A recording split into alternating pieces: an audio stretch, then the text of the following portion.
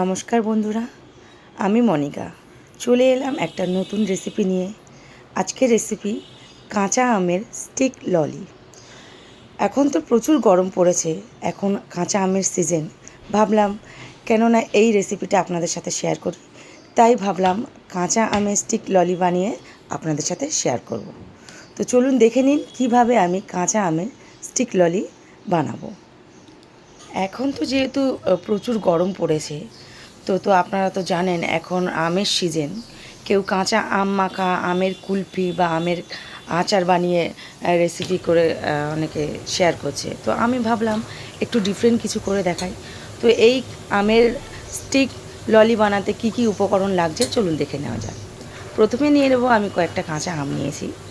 আমি এখানে 5টা আম ধরছি, কিন্তু আমি নেব 4টে। প্রথমে একটা প্যানে জল নিয়ে আমি গ্যাসের ওপর বসিয়ে দিয়েছিলাম, সেটা ফুটে উঠেছে জলটা, তখন আমি আমগুলো ছেড়ে দিলাম। এই আমগুলো যতক্ষণ না সিদ্ধ হয়ে পুরো পাকা আমের মতো নরম হবে ততক্ষণ সেদ্ধ করতে হবে, কারণ আমের মাংসটা আমার লাগবে। তার জন্যে আমটা খুব ভালো করে সেদ্ধ করে নিতে হবে। এখন আমি একটু নেড়ে চেড়ে দেখে নিচ্ছি সেদ্ধ হয়েছে কি না। একটা ভাব একটু একটা দিকে সেদ্ধ হয়েছে আর একটা দিকে এখনও হয়নি, এখনও সময় লাগবে আমটা সেদ্ধ হতে। তো এটা খুব ভালো করে সেদ্ধ করে নিতে হবে, নিয়ে ঠান্ডা করে নিতে হবে, তারপরে আমগুলো ছাড়িয়ে ফেলতে হবে। আমের স্টিক ললি বানাতে কী কী লাগছে? ধনেপাতা লাগবে, কাঁচা লঙ্কা লাগবে। আমি বাজার থেকে 2টো গন্ধরাজ লেবু এনেছিলাম। 2টো লেবু খুব একদমই ফ্রেশ। তো আমি এখান দিয়ে বড় সাইজের লেবুটা নেব, কারণ 2টো লাগবে না, লাগবে হাফ লেবু লাগবে। তার জন্য আমি লেবুটা কেটে নেব। নেওয়ার পরে আমি এই লেবু থেকে হাফ লেবু নেব। তারপরে লেবুর মধ্যে যে বীজগুলো আছে সেগুলোও কেটে আমি বেছে বেছে বাদ দিতে হবে, কারণ ওর মধ্যে লেবুর বীজ দেওয়া যাবে না, কারণ ওটা তেতো হয়ে যাবে। লেবুর বীজগুলো ভালো করে বেছে নেবো। এখন একদম ফ্রেশ লেবু নিতে হবে, কারণ গন্ধরাজ লেবুর গন্ধটা খুবই দরকার। কারণ স্টিক ললির মধ্যে গন্ধরাজ লেবুটাই একটা খুবই জরুরি, কারণ এর ফ্লেভারটার দরকার আছে। সেই জন্যে এখন আমি আমগুলো ছাড়িয়ে নেব। আমগুলো আমি ঠান্ডা জলে ভিজিয়ে নিয়েছিলাম, একটু গরম গরম ছাড়াতে পারছিলাম না, তবুও আমগুলো অনেক গরম আছে, ছাড়াতে পারছি না, প্রচণ্ড গরম। যাই হোক, আমগুলো এখন আমি ছাড়িয়ে নেব।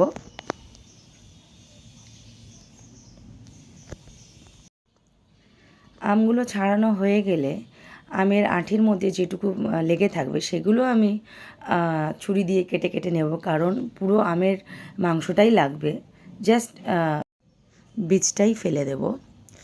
যতটুকু মাংস আছে সবটুকু আমি নিয়ে নেব। তারপরে এর মধ্যে ছুরি দিয়ে কেটে কেটে আমি টুকরো টুকরো করে নিয়েছি, যতটা পেরেছি আমি হাত দিয়ে মেখে নিয়েছি।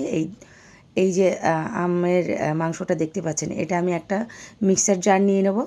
তার মধ্যে প্রথমে আমি আমগুলো ঢেলে নেব, তারপরে এর মধ্যে আমি ধনেপাতা দিয়ে দেব। ধনেপাতাটা একটু বেশি লাগবে, যেহেতু 4টে আম আছে। একটু কাঁচা লঙ্কা কুচি দিয়ে দেবো। কাঁচা লঙ্কা আমি একটু বেশি কুচিয়ে নিয়েছিলাম, নেব 2টো মতো কাঁচা লঙ্কা নেব, বেশি ঝাল দেব না। একটু বিট নুন দিয়ে দেব। রেগুলার নুন যেটা আছে সাদা, সেই নুনটাও নেব। যেহেতু আমটা টক, তার জন্য একটু নুনের পরিমাণ বেশি লাগবে। চাট মশলা নেব। 1 কাপ চিনি দেব। চিনির পরিমাণটা একটু বেশি দেবো, যেহেতু এটা স্টিক ললি বানাতে হচ্ছে, যেহেতু একটু মিষ্টি মিষ্টি ভাব লাগবে। আর পুরো অর্ধেকটা লেবু রস দিয়ে দিতে হবে, গন্ধরাজ লেবুর অর্ধেক লেবু দিয়ে দিতে হবে, কারণ এটার ফ্লেভার হচ্ছে গন্ধরাজ লেবুর ফ্লেভার মাস্ট। আর যে আমটা সেদ্ধ করা হয়েছিল সেই আমের জলটাও 1 কাপ দিয়ে দিলাম এখানে। তারপর মিক্সারে দিয়ে গ্রাইন্ড করে নেব। দেখতে পাচ্ছেন কি সুন্দর পিউরি হয়েছে, একদম গাঢ় হয়ে গেছে। এবার আমি এই যে ক্যানগুলো আমি অর্ডার দিয়ে নিয়ে এসেছিলাম মেশো থেকে, এইগুলো আমি ভালো করে জল দিয়ে ধুয়ে নেব, কারণ এটা আমার খুব সুন্দর, এই ডিজাইনটা পছন্দ হয়েছিল, কাঁচা আমের মতো লাইট গ্রিন কালার। তো এই জন্য আমি এটা অর্ডার দিয়েছিলাম, তো আমার সত্যি খুব পছন্দ হয়েছিল। যাই হোক, এগুলো আমি এখন জল দিয়ে ভালো করে ধুয়ে নেব। আর এর সাথে একটা স্ট্যান্ডও দিয়েছে, যাতে এগুলো আমি বসিয়ে রেখে আমি ভালো করে রিফ্রিজারে দিয়ে ওটা আমি এ করতে পারবো। যাই হোক, এখন আমি আমের পিউরিগুলো এর মধ্যে ঢেলে নেব। পুরোটা ভরবো না, কারণ একটু খালি রাখতে হবে, কারণ ঢাকনা লাগাতে সুবিধা হবে। যাই হোক, আমি সবগুলো ভরে নিয়েছি। এবার আমি ঢাকনাগুলো আটকে দেব, সাথে স্টিকগুলো সোজাভাবে বসিয়ে দেব, কারণ যখন বের করব তখন সুবিধা হবে, সোজা করে বসাতে হবে এগুলো। সবগুলো আমি ঢাকনাগুলো বসিয়ে দিলাম। এরপর আমি এটা ডিপ ফ্রিজারে রেখে দেব 8 ঘন্টার জন্যে। 8 ঘন্টা পরে এটা আমি বের করব।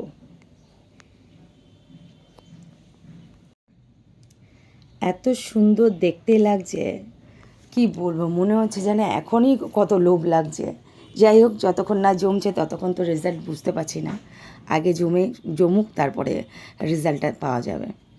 কিন্তু দারুণ টেস্ট হয়, দারুণ টেস্ট হয়, কারণ এর আগেও আমি বানিয়েছি। আমি সব ক্যানগুলো ভরে নিয়েছি, আপনাদেরকে একটু ঘুরিয়ে দেখিয়ে দিচ্ছি কত সুন্দর লাগছে, একটু দেখে নিন। এবার আমি এটা ডিপ ফ্রিজারে রেখে দেব, 8 ঘন্টা পরে বের করব। খুব সুন্দর লাগছে।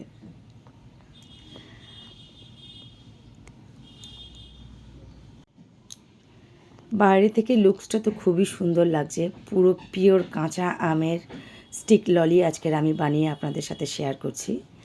আমি 8 ঘন্টা হয়ে গেছে, আমি ফাইনালি বের করে নিলাম। এবার দেখে নিন কি সুন্দরভাবে এগুলো স্টিক ললি হয়ে রেডি। তো আপনারা একটু বানিয়ে দেখবেন বাড়িতে, খুবই সুস্বাদু রেসিপি, অসাধারণ টেস্ট। বাচ্চারা খেতে খুবই পছন্দ করে, আমার বাড়ির বাচ্চারা প্রচণ্ড ভালোবাসে এই আমের স্টিক ললি। অবশ্যই বাড়িতে বানিয়ে দেখবেন, খুবই সুস্বাদু স্টিক ললি। আমি তো কাঁচা আমের স্টিক ললি বানিয়ে শেয়ার করলাম, তো আপনারা কবে বানাচ্ছেন অবশ্যই কমেন্ট বক্সে কমেন্ট করে জানাবেন। আমাদের স্টিক ললি আমাদের বানিয়ে আমরা টেস্ট করলাম, অসাধারণ টেস্ট হয়েছে। রীতিমতো আমার মেয়ে এতক্ষণে অর্ধেক খেয়েও ফেলেছে। খুবই সুন্দর টেস্টি, খুবই ভালো একটা রেসিপি। অবশ্যই বাড়িতে বানিয়ে দেখবেন, বাচ্চারা বড়রা সবাই খুবই পছন্দ করবে। কেমন লেগেছে আমার স্টিক ললি রেসিপি? ভিডিওটা যদি ভালো লেগে থাকে চ্যানেলটিকে অবশ্যই সাবস্ক্রাইব করে দেবেন, পাশে থাকা বেল আইকনটি প্রেস করে পাশে থাকার সুযোগ করে দেবেন। নমস্কার।